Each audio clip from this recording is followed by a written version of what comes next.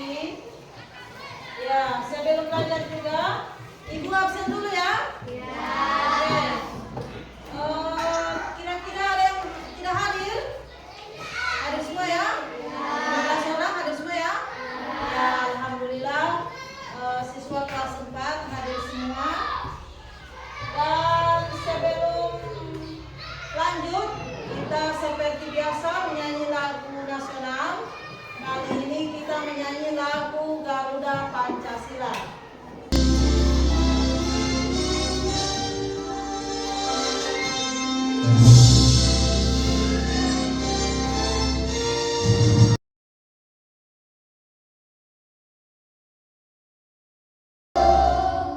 Iya, silakan.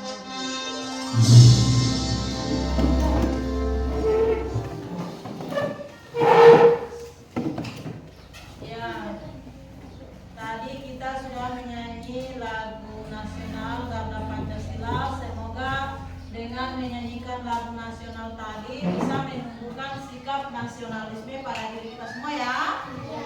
Oke. Ibu mau tanya dulu, masih ingatkah dengan materi kita yang minggu lalu? Tentang apa? Tentang sholat duha. Ibu mau tanya kembali, kira-kira masih ingat dengan pelajaran sholat duha itu? Apa itu sholat duha? Siapa yang bisa jawab, yang masih ingat? Saya. Oke, silakan Adik Fatih. Sholat duha adalah sholat sunnah yang dikerjakan pada waktu pagi atau waktu duha. Oke, tepuk tangan. Ya, masih ingat dengan materi minggu kemarin ya? Tapi hari ini kita pindah materi. Hari ini kita belajar tentang kisah Nabi Muhammad Sallallahu Alaihi Wasallam membangun kota Madinah. Ya, subtopiknya Nabi Muhammad membangun masjid. Ya. Adapun tujuan pembelajaran kita kali ini ada 3. Yang pertama, ya tujuan pembelajaran kita yang pertama, melalui pendekatan project based learning, peserta didik dapat meyakini akhlak Nabi Muhammad SAW dengan baik.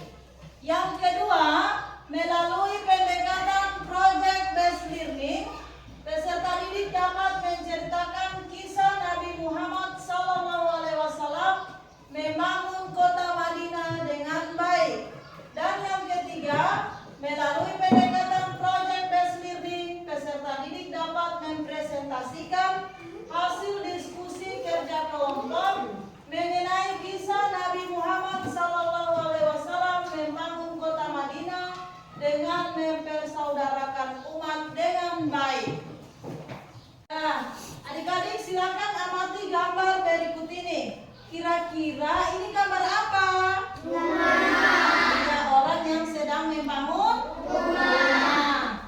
Pernahkah kalian mengamati orang yang sedang membangun rumah? Pernah? Orang yang sebentar bikin rumah itu kalian pernah lihat? Nah, kira-kira bahan apa saja yang dibutuhkan untuk membangun sebuah rumah? Apa-apa kira-kira? Kita perlu apa? Batu. Apa lagi? Semen. Apa lagi?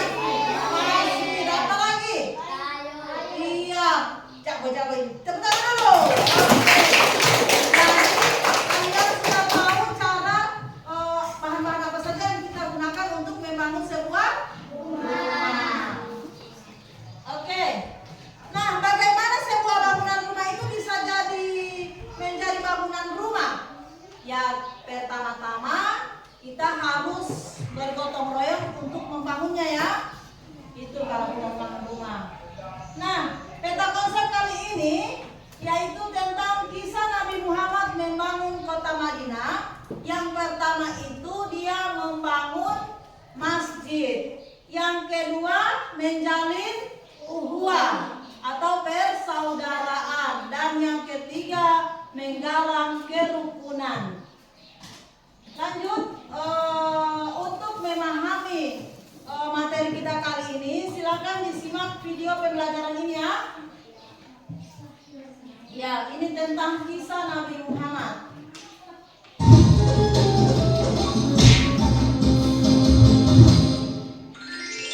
Kisah Nabi Muhammad Sallallahu Alaihi Wasallam. Pembangunan Masjid Nabawi di Madinah. Pembangunan Masjid Nabawi menjadi langkah pertama yang dilakukan Rasulullah setibanya di Madinah. Beliau ingin menjadikan Madinah sebagai negara yang dibangun dengan fondasi keberkahan. Untuk mewujudkan hal tersebut, maka kaum Muhajirin dan kaum Ansor bahu-membahu dalam proses pembangunan masjid. 1 Hijriah merupakan tahun yang penting dalam sejarah Islam karena menandai peristiwa hijrahnya Nabi Muhammad SAW dari Mekah menuju Madinah. Setelah peristiwa ini, penghitungan tahun kenabian diganti dengan istilah tahun Hijriah. Kelak pada masa kekhalifahan Umar bin Khattab, tahun hijrahnya Rasulullah menjadi awal penghitungan kalender Hijriah yang dimulai dari bulan Muharram. Hingga kini umat Islam di seluruh dunia memperingati 1 Muharram sebagai tahun baru Islam atau tahun baru Hijriah. Sebelum adanya Masjid Nabawi, Rasulullah sholat di mana saja asalkan tempat tersebut terhindar dari najis, maka sah digunakan sebagai tempat sholat. Bahkan Rasulullah pernah melaksanakan sholat di kandang kambing. Sebagaimana disebutkan dalam hadis sahih yang diriwayatkan Abu Daud nomor 184, Rasulullah pernah bersabda, "Silakan sholat di kandang kambing, karena bisa mendatangkan keberkahan atau ketenangan." Setelah beberapa hari tinggal di Madinah, Rasulullah berkeinginan untuk membangun sebuah masjid yang memiliki banyak fungsi, jadi tidak terbatas sebagai tempat sholat. Namun, masjid tersebut bisa digunakan sebagai markas dakwah Islam di Madinah. Atas petunjuk dari Allah Subhanahu wa Ta'ala, unta yang dikendarai oleh Rasulullah menunjukkan lokasi tempat pembangunan Masjid Nabawi. Unta tersebut berhenti tepat di depan pekarangan rumah Abu Ayyub. Kemudian Rasulullah mencari pemilik tanah lokasi akan dibangunnya Masjid Nabawi. Ternyata tanah tersebut. Ya, dari tugas yang tadi Ibu sudah periksa, hasilnya dia sudah bagus, sudah mendapat nilai di atas KKM. Nah, sekarang ada tugas kalian. Silakan perhatikan di laptop kalian masing-masing. Di situ ada game pelajaran, sudah dilihat? Ya. Silakan berkelompok memainkan game yang tadi dan menjawab soal-soal yang ada di dalam game tersebut. Oke, silakan. Silakan. Ya.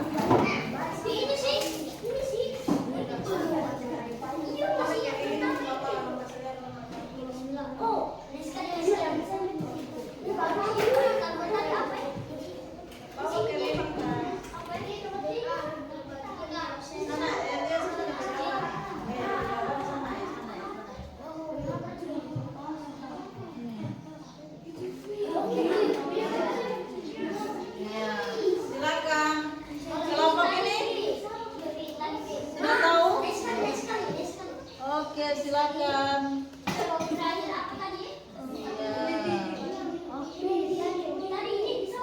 Baca soalnya. Kelompok ini sudah bisa? Sudah baca soal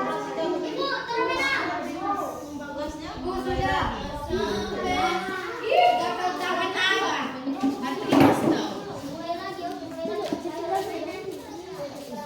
Apa yang di video ini? Terserah roda acak atau ya, silakan.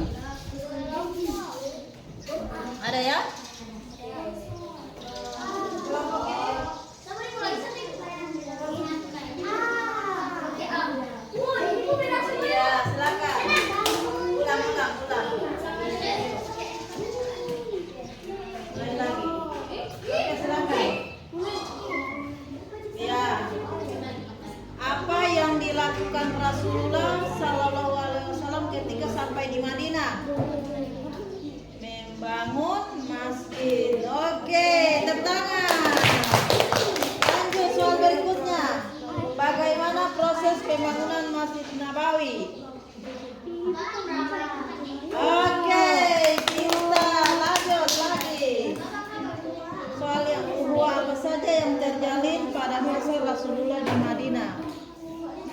Iya. Lagi satu. Oke, lanjut. Ya, ada banyak pilihan permainan ya. Ya, dari materi yang sudah diajarkan tadi, apakah adik-adik ada yang mau bertanya?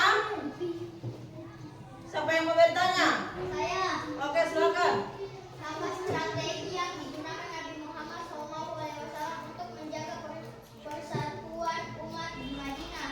Iya, apa yang dilakukan Rasulullah? Siapa yang bisa jawab? Ada yang bisa jawab? Ya, kita tampung dulu soalnya, pertanyaannya. Siapa yang bisa jawab? Belum? Ada lagi yang mau bertanya? Silakan. Siapa yang mau bisa jawab? Siapa tahu ada yang tahu jawabannya? Oke, silakan. Adik Farel bisa menjawab pertanyaan dari adik Fatih tadi? Oke, silakan berdiri.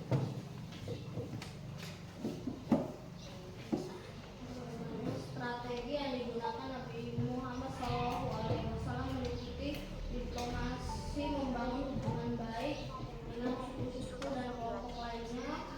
2. Aliansi, membentuk perjanjian dengan pihak-pihak mendukung perdamaian. 3. Penyelesaian konflik, mengedepankan dialog dan solusi damai untuk menyelesaikan perbedaan atau konflik. Iya, tepuk tangan. Oke, terima kasih adik Fatih sudah menjawab pertanyaan daripada adik Fatih ya. Apakah yang lain ada yang mau bertanya? Siapa lagi yang mau bertanya? Oke, silakan. Bagaimana cara Nabi Muhammad SAW menghadapi tantangan di Madinah?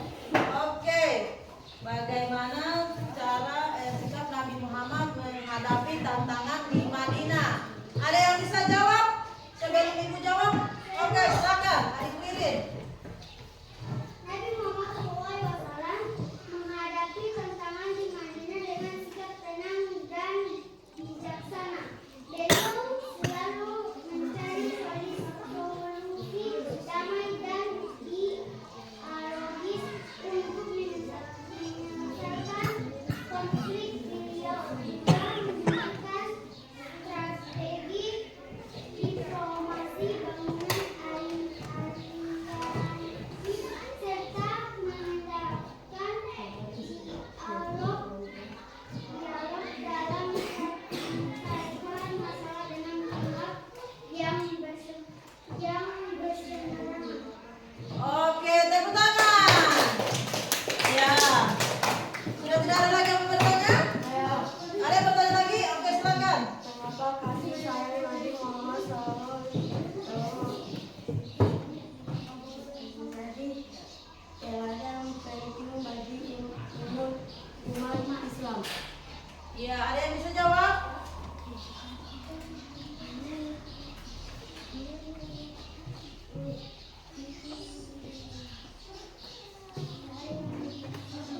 Ada yang bisa jawab?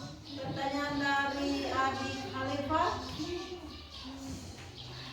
Indri, siapa tahu bisa jawab? Tidak bisa. Sofia, bisa jawab pertanyaan daripada adik Indri?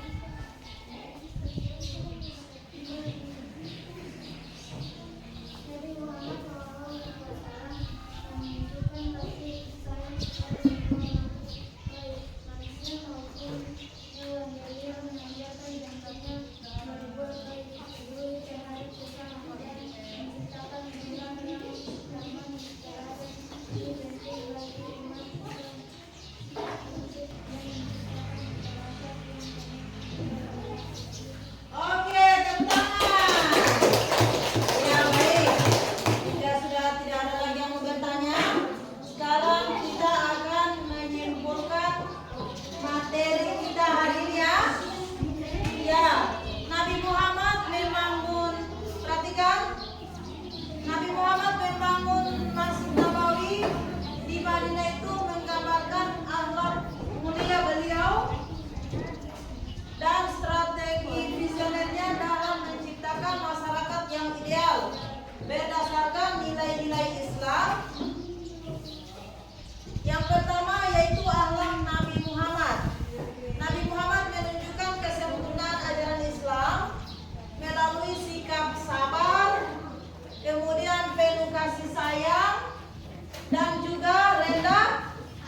rendah hati. Iya.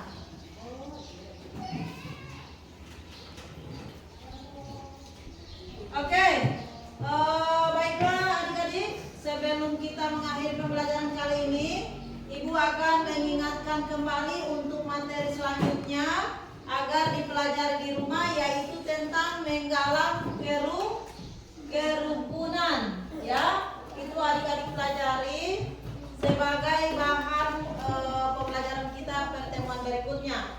Nah, untuk menutup pembelajaran kita kali ini, silakan dipimpin doa setelah belajar buat adik Fatih. Silakan doa sesudah belajar.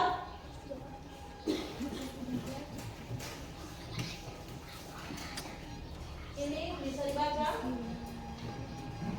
Kita baca sama-sama ya. Iya, bisa.